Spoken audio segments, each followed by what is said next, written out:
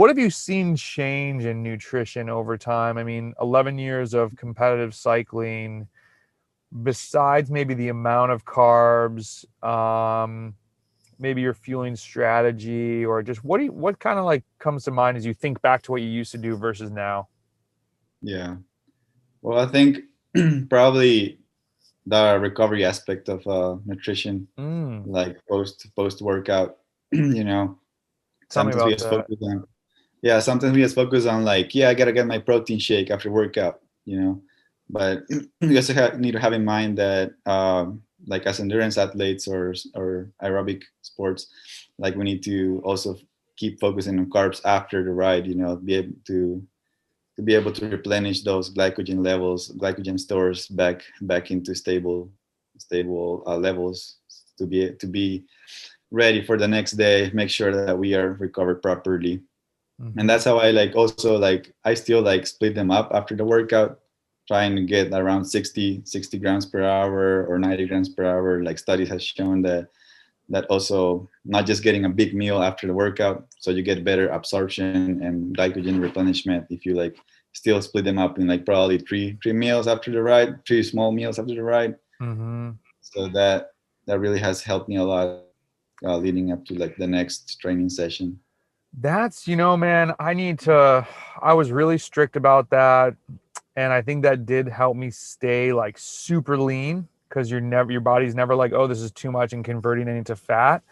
Now I Yeah. was I shouldn't even say chatting. I'd asked Asker Jukendroop on Twitter, and he's very much into like the big meal thing. He's like, no, your body will figure it out. If there's glycogen stores available, like if there's room to store it, it'll store glycogen. But other studies say that the body can't process it. I really don't know. Like, I think it's probably individualized to some extent, Yeah. and like, I think that's the one thing now, going back to all the data on metrics. I love science, but now everyone takes one study and what Frank Overton calls like the internet cycling scientist. I found this one study. Now this applies to everybody, and I'm guilty of it. We like hear something, we're like, oh, I got to do that now. Whereas we should really be thinking, is this true for my body? Like, let me try, Yeah, let me exactly. take this, let me test it. Let me take this, let me test it. Um, Yeah. Yeah, I do you mean think? like studies are there for uh, No, go ahead.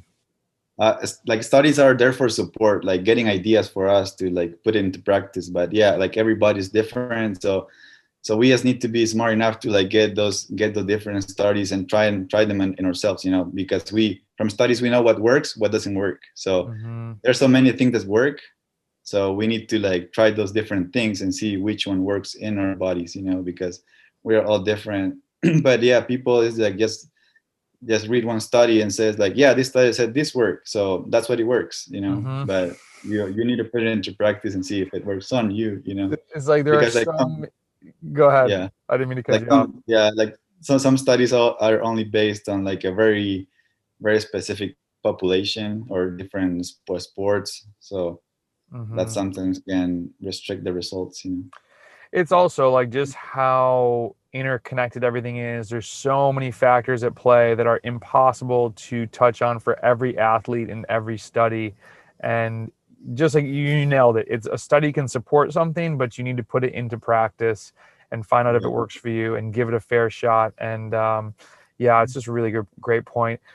With that, what do you think are taking your experience from yourself growing as a cyclist, taking your experience as a coach, what are some, not missteps, maybe what are some tips for the newer cyclist listening to this that is trying to take himself to the next level? This is a really general question, but maybe like whether it's nutrition or training, anything come to mind as just like good habits that we could help newer cyclists latch onto?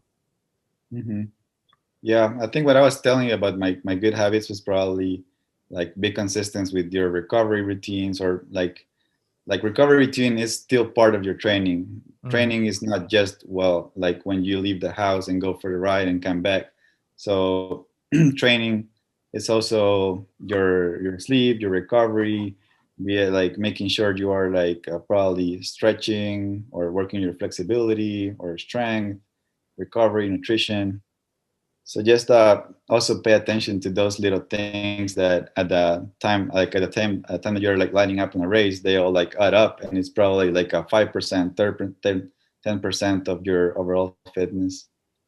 So So embrace the that's lifestyle a thing. aspect of cycling. Yeah, exactly. It's a lifestyle. Figure it out. It's a Yeah. lifestyle. You mentioned the word Yeah. routine. Do you have any race routines that are you very routine, like on race day or the couple days before it all?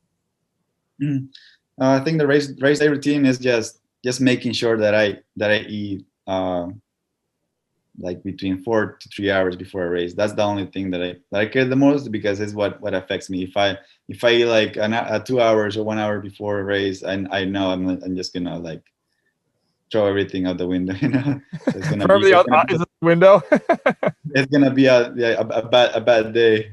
You know. What do you? So making sure that I'm eating the proper food. What's Pablo eating on race morning?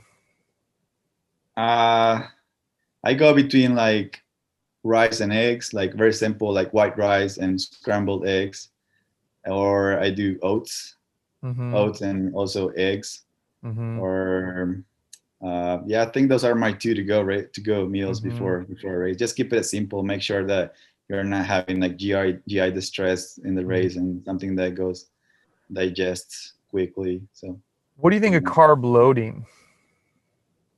Carb loading, yeah, I like the idea of carb loading. I mean, like the same with the research. Like some research says, like, yeah, like 3 days before a race, you gotta start loading up your glycogen levels, glycogen stores. And some study says like it's not really necessary, as long as you have a good meal before the race. I mean, a Yeah. good dinner the night before a race, you should be good with that. But yeah, I do it for longer events, or even like state races where you know that you're gonna have like many days Mm-hmm. depleting yourself to a max. So those type of races, I focus on like Mm-hmm. bumping up my carb intake for the days leading into the race.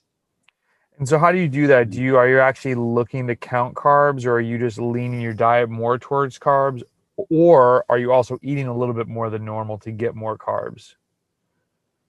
Yeah, I normally eating more. I don't count the calories or the macros like that I eat, Mm-hmm. but yeah, I focus my diet towards the carbohydrates instead of, and I reduce the fiber aspect of my diet, like the 3 days before a race. So like all the salads, all the veggies that I do, I try to reduce that. I mean, not that I'm gonna do a lot of refined carbs those days leading into the race, but I try to reduce the fiber, because that like takes a few more days to like digest, or makes you retain more water in the days leading into the race. So that's my nutrition into the race. As I was talking to somebody else about that. I think Adam Hansen was big on that on a podcast of reducing the fiber, and he said it's like you're like 2 to 3 pounds lighter simply because of you don't retain as much water from the fiber still going through your body that you, as you said, just takes longer to digest. So you doing more like bread and pasta, and so not like fruit or veggies, or how? Yeah, I Yeah. still do veggies, but maybe instead of steaming them, I boil them or something like that.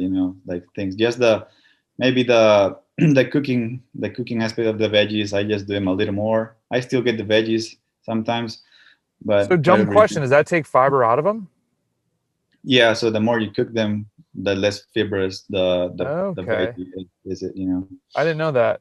Learning. Yeah. Awesome. That's They, the thing I learned today. sometimes Yeah, sometimes if you just like steam them a little bit, they still crunchy. So they have a lot of, like, for example, broccoli is a very Hmm. crunchy veggie. If you like, if you steam them, I mean, steam them at a good point, not like they get like dark green or like you overdo them. You know? That's but interesting. but yeah, hmm What's yes. what do you think is like maybe crazy fads or some things that people are a little too into right now? Maybe types of training or things that everybody's talking about now but won't stick around for a while. Uh, I don't know on top of my mind of one right now. Okay. Mm, We Yeah, I stumped don't him. know. Maybe like intermittent fasting, or like I've been hearing a lot of like keto diets. I mean, the ketones have been Still, like a lot okay. into the into the cycling world right now. Like they're still like into test. I mean, they I was reading into like Jumbo Visma have been like taking ketones for race days, like are more flat, and they maybe they might have like a very fast finish or uphill finish. So you can reserve the glycogen levels through the easy part or the flat part of the stage, and then rely on ketones as a main energy source. And then once you hit the fastest part of the race, that's when you like start relying on carbohydrates or actually glycogen when you need more sharpness to be delivering for at the end of the race. Hmm. Interesting. But I don't know how long is that gonna be, because I heard it's very expensive to acquire those. Yeah, that's what I heard. That was the biggest thing, like mitigating others from trying it. Um, Yeah. what's what about mindset? Like, how do you approach races? Do you just show up and race, or are you doing any like visualization or things to get your mind right? And is it something that you think can be coached at all? And if so, like, how do you help athletes do that? Because I think, confidence is a big thing with a lot of people. Yeah, I'll just leave it at that. What do you think about mindset? Yeah, I think mindset. Yeah, especially for newer athletes where they wanna get faster, stronger, like in a very short period of time. Sometimes if they have a bad day, they they psychologically get down. So it's like trying to get them like no, trying to get them like to understand that progression is not always linear. That Mm, you're always gonna have like some bad days, and then you're gonna keep improving. But when especially with newer cyclists, that happens very often, and they're not used to like seeing those days where they fail at workout or things like that. Just gotta keep them remind them that progression is not always linear, and you're gonna keep progressing. Keep them advising that. So yeah, trying that's to what see the big picture as opposed to just that few workouts that don't go well. Or yeah, it's yeah, tough too exactly. because with all these metrics, it's like we talk about repeatability and like, you can go out and do these efforts super fresh, but then you get to a race and you don't see the same numbers. It's like, well, because you're doing them, an hour and a half later than normal, that I would hope you don't do the same numbers, or we did something wrong in the training session. But it's hard to Yeah, show like capacity. Like, how many times can you do this? 5 times? How late in a race can you do that? And when athletes don't see that, or I don't want to say like buy into, but it's it's not, with so many metrics, you can't always put a metric on everything, and that can be yeah, confusing to people. Like, well, yeah. how do I know that I'm faster? It's like, dude, how do you not know you're faster? Look at what you did at the end of your bike ride. Yeah, yeah, especially in like on like higher end intervals, like when people like those are more prompt to fail. Like VO2 max intervals. Like if there's like a 10 watts decrease in like in the third, fourth interval, there's like quit. No, this is not. I'm not having a good day, so I'm just gonna quit and try to do it the next week and see if I can hold a certain power for all 6 intervals or 7 intervals. Hmm. So that's the thing that you gotta just keep pushing to get those intervals, because your heart rate is still there for each of the intervals, just power is decreasing. So What's you're still getting that adaptation. Yes, Yeah. yes. What do you think should, on a micro scale, we're talking about pushing through a workout. What's motivating you as an athlete? What's keeping you going 12 years into this thing? What's kind of driving Pablo? Uh, I think it's been like, yeah, it's like you said, it's like a lifestyle. So it's a lifestyle that I have fallen in love. So I just like being in the environment of like training and getting better, progressing in that racing environment. And now that I'm coaching, so it's something that motivates the athletes as well, that seeing me active and things like that. So and also like seeing them crushing workouts is something that really motivates me as well. Not just like writing, hey, you gotta do this and that, and then I'm like here sitting on the couch. Dude, I have those days where I'm like, I can't go home now. I just put a podcast out that you can't leave your ride early. Like, you need to suffer through this thing and get it done. Yeah, Um, exactly. it's really funny. I had a tough day yesterday, and one of the guys, we have a WhatsApp chat, and he was like, "Hey, it looked like from the title you had a pretty rough day." I was actually kind of happy to see that. Like, it made me like we were human together, and I was like, "Dude, it Exactly. was." Being able to relate to someone else in their success and their failure, I think is a really strong thing. And I think is really cool about the endurance community, having things like Strava, having other athletes to talk to.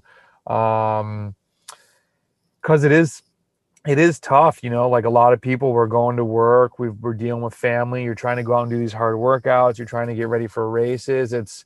Life is a challenging thing, and when you want to be an adult endurance athlete, you're just adding another thing into the mixture. It's why I think, like, I don't know, I said it on one podcast, I'm like, man, if you are training, if you are towing the line at an event, you are winning. Like, it is so much easier to not do any of this, let alone try and make yourself like a better human each day by just going out, embracing the lifestyle one day at a time. It's a slow grind for endurance sports, but the payoff is Exactly. huge. It just like we need to pat ourselves on the back more often. I think we're very Yeah, critical of when we don't hit that VO2 max effort, but we exactly. crush the workout and we just expect to. So Yeah, what's exactly. you had mentioned one time you had a you went to U23 Worlds, didn't you, on the road? Yeah, What tell us yeah. about that experience? And you had also mentioned, I don't know if this was tied in to that event, but when you were kind of at a crossroads thinking like, hey, this is my last chance to do well, um, we what was your mind thinking of, like, hey, if I don't do well at this race, am I going to stop competing? Or what was kind of going on at that age? Yeah, yeah. I went to Worlds in 2014 in Spain, Ponferrada. I think was when Ketoski won Worlds in the elite. But yeah, I had that as a decisive year. That was my second year racing in Europe, in Spain, Mm-hmm. and then that was my last year as a U23. And I said, like, okay, this is the year that where I want to like get good results and see if I can get to the next step, like maybe get a contract with a better team, or a team that give me more opportunities to grow. And then I was like, okay, I'm going this year, like all or nothing. And that was the year where Worlds was going to be in Ponferrada in Spain, and I was already there. So my national federation didn't have to really do a lot to get me there, because like Honduras has it's a very low income federation, so we have to deal a lot with like our own things to like succeed from them. So I was like, okay, this is the year where I need to do good, and being my last U23 was like you get a chance to get to the next step. So that year in the spring, I was in the breakaway in one of the races, one of the bigger races in Spain, and I had a really bad crash going into the descent. I went into the cliff and broke my collarbone. My jaw was dislocated, and so I went straight into the hospital, got in the ambulance.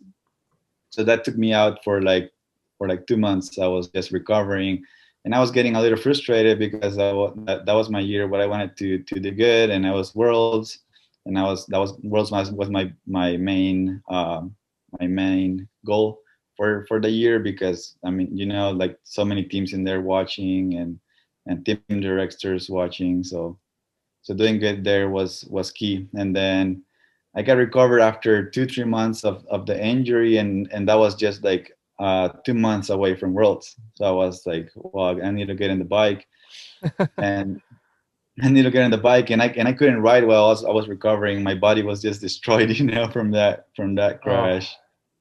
Yeah, and then I got surgery in my collarbone. I got it fixed, and a week after surgery, I was on the trainer, just getting ready.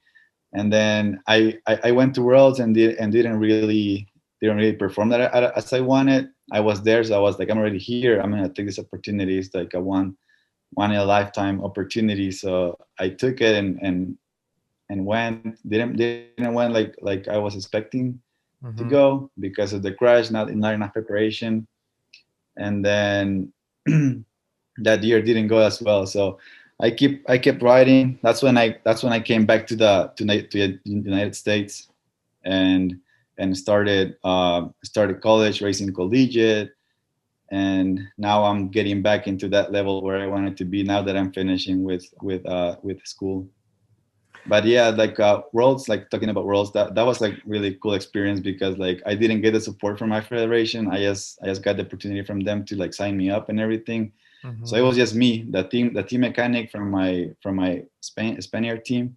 He Mm-hmm. was like, yeah, I'm gonna go with you. Get me the carnet for like the pass for to be like one of the federation assistants. So I was like, deal, let's go. So after like a state race, we just drove like 8 hours from the end of a straight race was like Volta Cantabria, and then we drove to Worlds to Leon, and we stayed there. And the mechanic didn't speak any English, and I barely speak English by then. And so I was like, okay, dude, we gotta go to the team director meeting. And then we went to the team director meeting, and I was the only rider there to to be there. And we were just like trying to understand everything in English. Oh And my then God. and I was like team GB directors, like Sky, like it was a Sky back then, all these big teams, the team directors there in the team meeting. And it was funny, just me there, You like like walk in like waving your little Honduran flag. You're like, I'm here. yeah, Let's go. yeah, yeah. And the same when I went to pick up my number, I had to sign for my team director. And they saw like the writer was the same name as the team director. So I was like, oh, you're the same team director. Yeah, that was pretty You're like, it's pretty cool. me, one of one. What? Yeah, and then, So how did you? When did you start? When did you learn English? so I started English like I did till like fifth, like from first grade to fifth grade. I was in a bilingual school, but I learned the very basic. Mm-hmm. And then I went to Spain, and I couldn't even speak any English. So I was just when I was there, I wasn't going to school. So after high school, I took 5 years off. I was just racing bikes full Oh time. wow. Okay. So I never thought I would come back to college and university. Like I never thought like college was for me. I just wanted to be a pro cyclist and everything. So I was That's taking this. amazing because you're so like studious and have a Yeah, went to grad like in school and like went totally the other way. yeah, like in high school, I was a bad student. Like I don't know how did I pass, but I passed. I graduated from high school, and because I was just thinking on like I was in class just waiting, seeing at the watch like oh it's time to go ride already. So I was just looking forward to get out of school and go ride, go train. Like, And and then and then yeah, I went I was in Colombia for like a year, and then to Spain for 2 years. In all this time that I took off after high school. And then when I came to the United States after the crash that I had, I was like, okay, I'm gonna be here. I was like with a tourist visa. I'm gonna be here and see if I can find a team, go to races, Valley of the Sun, San Dimas Stage Race, Tour of the Gila, Cascade Cycling Classic. And I was doing well, but I wasn't getting any opportunity of a team that they were like support me to stay here mhm. and keep racing. And that's when I met the MSU cycling coach. He offered me a scholarship to go to college, and I was like, man, I don't think I can do that. I was like, I don't think school is for me. Like, I like cycling. I would like to go cycle for school, but I don't think I can do well in classes and stuff. And then so I told that to my mom, my parents, and then they were so excited. So I was like, oh, I think this is a good thing. So I'm gonna give it a try, because like if you join a college here, you get like a student visa. So I Mhm. can I could stay here. So I was like, okay, I get a student visa, and then I can stay here and then see if I have more time to get in a better team. I can keep racing here. And then that's when I joined Arapaho Resources, that Mhm. it was previously DNA, Mhm. where we were teammates, a few years back, 2 years back, a couple of years back. Yeah. So then I was like, okay, like I'm gonna stay here in the U.S. and I can get a better team. So yeah, I did Hotter in Hell, which is a big race in Texas. Yeah. I did well there, and then I got in this team at Arapaho Resources, which it was a good team. We did really good races. And then I was like, okay, like I'm just gonna stay here in school, try to keep passing my classes so I can keep racing. And then like I started to fall in love with exercise physiology and learning about my body and training and all these things.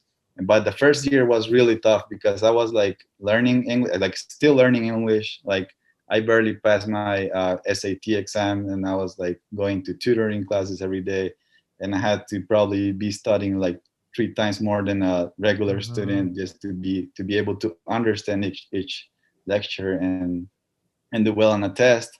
So it was like a lot of up and downs, just like I don't know if I can keep doing this. Like I was a year into college, and I was like a lot of struggling with up and downs, calling my family like like yeah, you guys are proud of me because I'm in college, but I don't know if I can do it. But I kept pushing, like studying, and I was getting with English, and I was getting into my major classes, like learning about my body and training. And I was like, oh, I actually like this, and I started being a better student. Then I ended up being one of the best students in the class, you know. And I was like, and now I'm like, oh, I'm still here, so I might as well do my master's as well. So yeah, now I'm in my master's, working on my thesis, and it's something that I'm passionate about right now. So yeah, Pablo, I had no idea because so for people who don't know me and Pablo, like we met through DNA racing.